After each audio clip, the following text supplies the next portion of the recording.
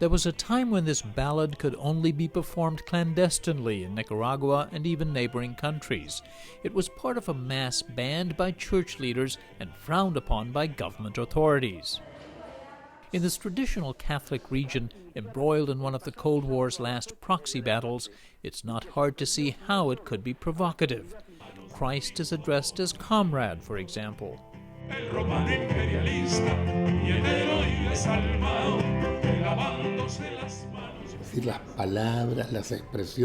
All the words, the expressions used were used in everyday life. This Mass was so popular because it was transparent. Carlos Mejia wrote this Mass in 1975, dedicated to campesinos or peasant farmers. He still performs selections from it in his family's restaurant in Nicaragua's capital, Managua. La misa. This Campesina Mass was a departure from the traditional Mass, where you would be seated in the church and the faithful, they look up to God and they pray, God have pity on us. And we started having people say, God show solidarity with us. There was no longer that distance. This was a new concept. Mejia was part of a movement across Latin America that became known as Liberation Theology. Its proponents pledged to work for the poor against what they saw as an oppressive ruling class. It was inspired by the Second Vatican Council, the historic gathering called in 1962 by Pope John XXIII to bring the Church closer to the faithful. Among Vatican II's most symbolic changes, priests who historically faced the altar began facing the congregation, and the liturgy, celebrated for centuries in Latin, was simplified. It's now conducted in the local language. Pope John XXIII felt that things were stagnated in the church, that we needed fresh air. He said we must open up the windows and let fresh air come into our church to revitalize it. Father Miguel Descoto Brockman, a priest from the Maryknoll order, brought his belief in liberation theology to the context of Nicaragua's politics and its civil war. He joined the leftist Sandinista government that overthrew the right-wing dictatorship in 1979. He became Nicaragua's foreign minister. The message of Jesus was 100% political. That's why he's not only anti-imperialist, he's revolutionary. Representing a Soviet-backed government fighting a civil war against the U.S.-backed Contra rebels, Brockman was a strident critic of what he called U.S. imperialism.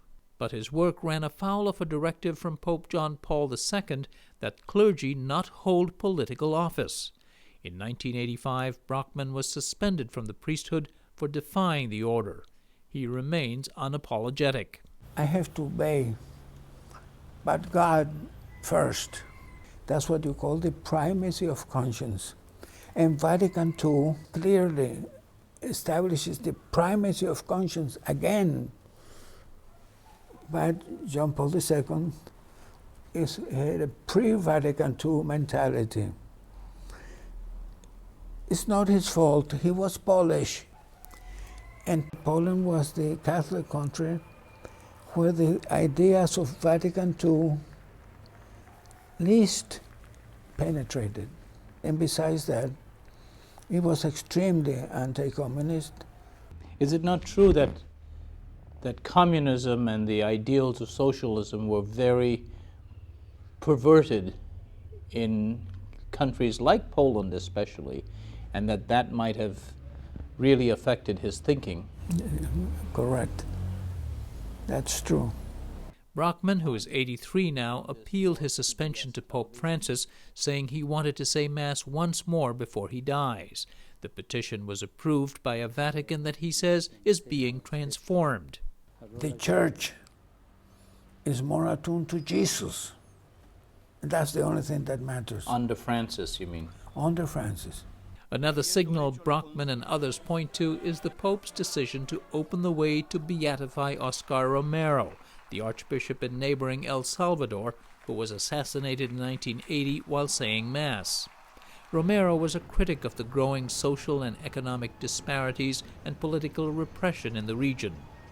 Many analysts think his beatification was delayed under Francis's predecessors because of Romero's perceived sympathy for the liberation theologians.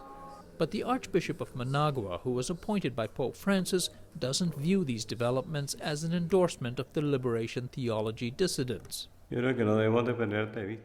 It has to do with the Pope being a Latin American.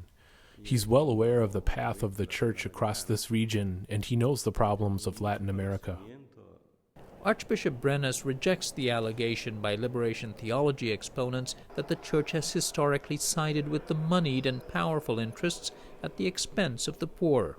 That is a falsehood.